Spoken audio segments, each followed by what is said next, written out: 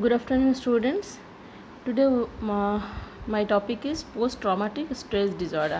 It's also called PTSD.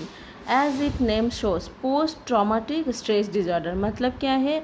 कुछ trauma का बाद, पोस्ट मतलब बाद, पोस्ट ट्रॉमेटिक मतलब कुछ ट्रॉमा का इंसिडेंट होगा, उसके बाद में प्रॉब्लम क्या होगा? स्ट्रेस डिज़ॉर्डर मतलब उसको एंजाइटी फील होगा या स्ट्रेस महसूस होगा. That is called post traumatic stress disorder. So let's see. A disorder characterized by failure to recover after experience or witnessing a terrifying incident. ये जो डिज़ॉर्डर है पोस्ट ट्रॉमेटिक स्ट्रेस डिज़ॉर्डर में particular वो जो traumatic scene है वो flash back होते हैं, मतलब बार बार आंखों के सामने दिखते हैं. दिखने के बाद जो पैनिक फीलिंग्स होता है उसकी वजह से उसका मेंटल डिप्रेशन होता है, फिजिकल सिम्टम्स दिख जाता है. तो that is the post traumatic stress disorder. ये disorder characterise by failure to recover after experiencing और विटनेसिंग ए टेरिफाइंग इवेंट, जैसे कि किसी का रेप होते देखा हो या खून होते देखा हो या खुद के साथ कुछ एब्यूसिव हिस्ट्री या रेप हिस्ट्री, कुछ ऐसा स्ट्रेसफुल पर्टिकुलर इंसिडेंट हो, जैसे कि सुनामी सर्वाइवर हो, जिन देखे हो पूरा घर परिवार सब चले जाते हुए खोते हुए sorry, they can have this type of disorder. ये जो डिसऑर्डर है ये अगर विद इन 6 मंथ तक चले तो वो नॉर्मल माना जाता है, उससे ज़्यादा रहे तो हम लोग पोस्ट ट्रॉमेटिक स्ट्रेस डिसऑर्डर बोलते हैं. द कंडीशन में लास्ट मंथ्स और years with triggers that can bring back the memories that I told कि flashback of the trauma accompanied by intense emotional and physical reaction. तो बोल रोते होंगे, गिड़गिड़ाते होंगे, चिल्लाते होंगे, जैसे कि 5 साल हो गया फिर भी वो पर्टिकुलर सीन और इंसिडेंट याद करके वो सॉरी इमोशनल और फिजिकल सिम्टम्स शो कर रहा है. सिम्टम्स में इंक्लूड नाइटमेयर्स, रात में सोते वक्त देखे हो या सो जाने की थोड़ी टाइम बाद या उठने की थोड़ी पहले, ऐसा होता है यूजुअली. और फ्लैशबैक, अवॉइडेंस ऑफ सिचुएशन मतलब वो सिचुएशन से रिलेटेड कोई भी चीज़ अगर उसके सामने आ जाए तो उसको ट्रॉमा होता है, एंजाइटी होता है, स्ट्रेस महसूस होता है.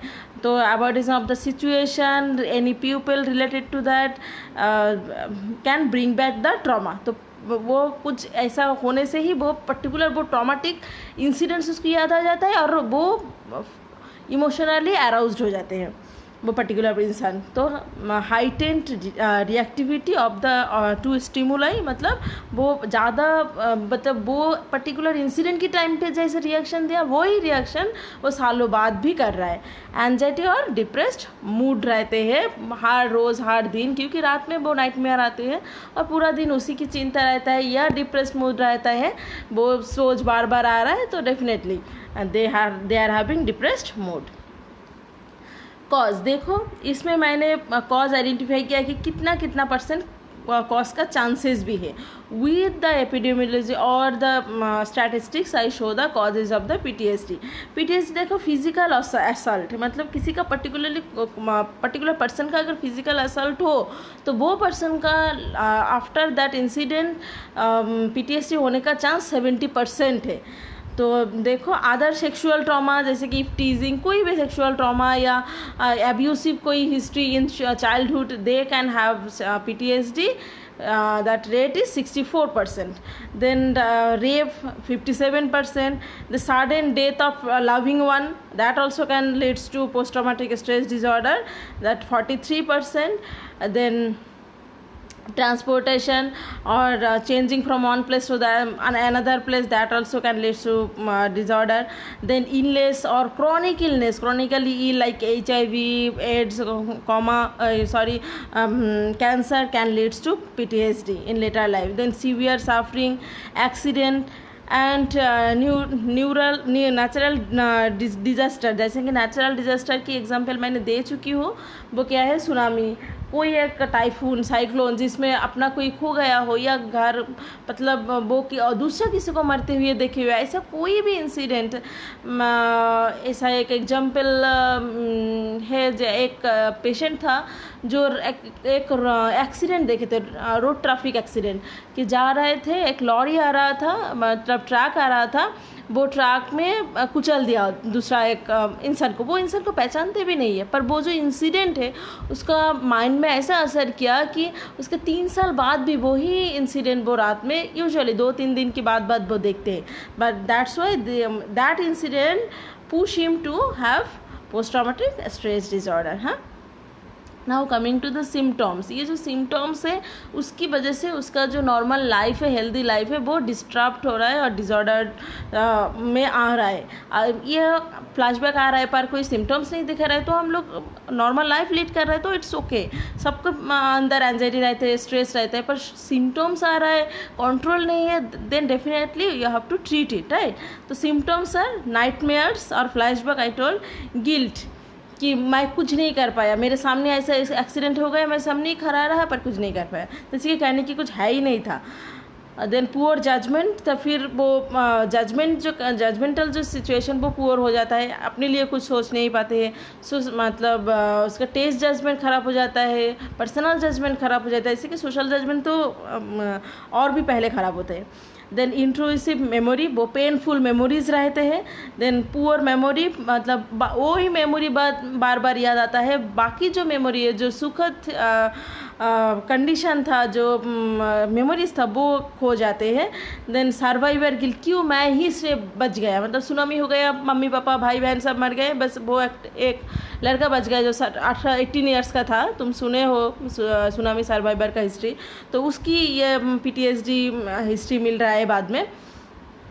तो उसको ये मानना है कि मैं कुछ नहीं कर पाया, साथ ही साथ मैं ही बच गया, ये पूरा ज़िंदगी की ये बोझ उठाने के लिए, ऐसा एक फीलिंग्स होता है। फ्लैशबैक, बार बार वो ही सीन एकदम सामने देख पाते हैं। देन स्टार्टाइल रिफ्लेक्स, तो स्टार्टाइल रिफ्लेक्स मतलब वो चौकित हो जाना, मतलब एक बार सडनली कुछ होने से हम लोग एकदम घबरा जाते हैं, चौकित हो जाते हैं, तो वो हो जाना, that is called startle reflex.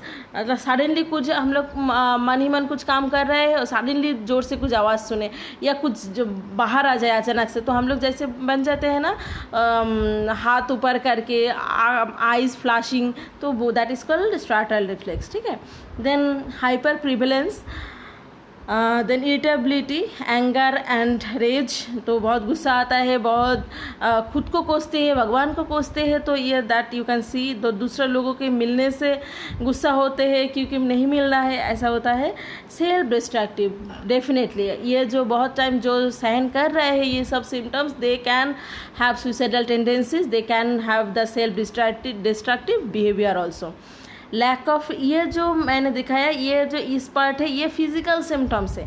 Now I will telling about mental symptoms और emotional symptoms, you can say, हाँ, ठीक है। तो ये है इमोशनल सिम्टम्स, ये है physical symptoms. Lack of feelings, तो कोई भी चीज़ में वो लेस इन्वॉल्व रहते हैं, कोई हंस रहा है, कोई रो रहा है, तो वो ब्लैंक और ब्लैंड इफेक्ट हो रहा है उसका। इंसोम्निया, रात में नींद नहीं हो रहा है।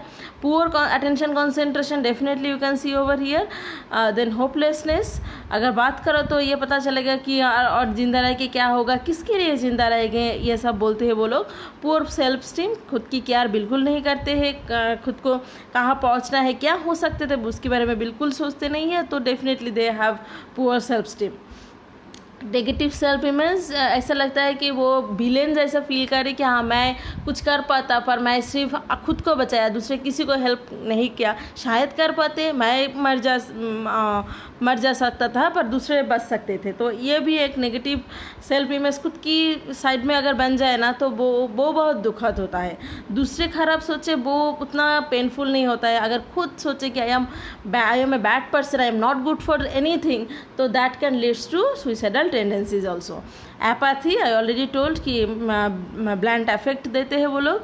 मिसट्रस्ट, किसी को ट्रस्ट करना बहुत मुश्किल होता है इन लोगों के लिए, क्योंकि already they trust someone and they lost them, and अभी सोचते हैं कि खुद के ऊपर वो लोग विश्वास खो देते हैं, तो दूसरे के ऊपर क्या करेगा।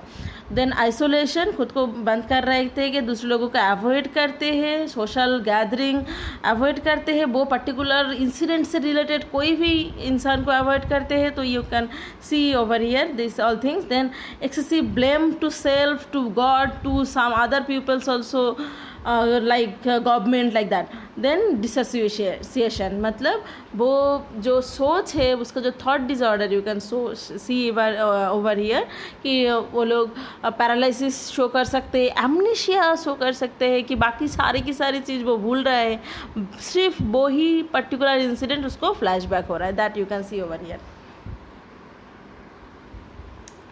Coming to the treatment, psychological treatment such as cognitive behavior therapy, anxiety management techniques, relaxation training. I described at the time of OCD, so you can hear that one, so you can correlate with this.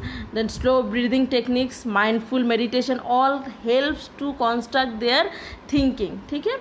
Then hyperventilation control, then support groups and education. जो लोग वो same condition से गुजर चुके हैं, जैसे कि tsunami survivor, सारे के सारे एक जगह में रख के वो लोग क्या इफ़ेक्टिवली कर सकते हैं, कितना पोटेंशियल है उनमें से अभी भी जी नॉर्मल लाइफ में लौटने का. तो सेल्फ कोहेशन वो लोग महसूस करें, तो एक हाफवे होम में रखा जाए, क्वार्टर होम में रखा जाए कि वो लोग प्रोडक्टिव वे में सोसाइटी में प्रेजेंट हो सके, ऐसा.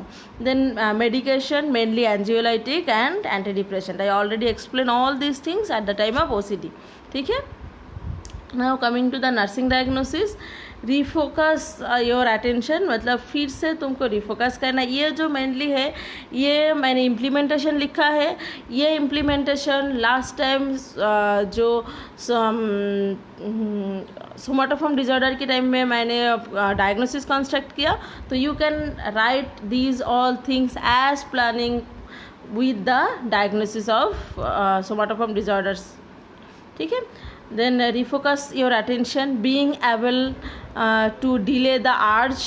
मतलब वो जब रिफ्लैशिंग हो रहा है किसी एक लोग को, तो वो आर्ज को हटा देना या दूसरे किसी बात को लेके बात करना, तो वो क्या है, वो ध्यान भट जाएगा. तो write down the obsessive thoughts and worries. क्या क्या चिंता आ रहा है कि बार बार वही चिंता आ रहा है, क्या चिंता आ रहा है कि मम्मी पापा नहीं रहे तो खुद के लिए क्यों चिंता नहीं आ रहा है, तो वो पर्टिकुलर क्या क्या परेशानी सता रहा है कि आई एम नॉट वर्दी और मैं अब क्या करूँ, किसके लिए करूँ. तो वो जो पर्टिकुलर थॉट्स से जो बार बार आ रहा है, that is called also obsessive thoughts. तो वो ठीक करना है.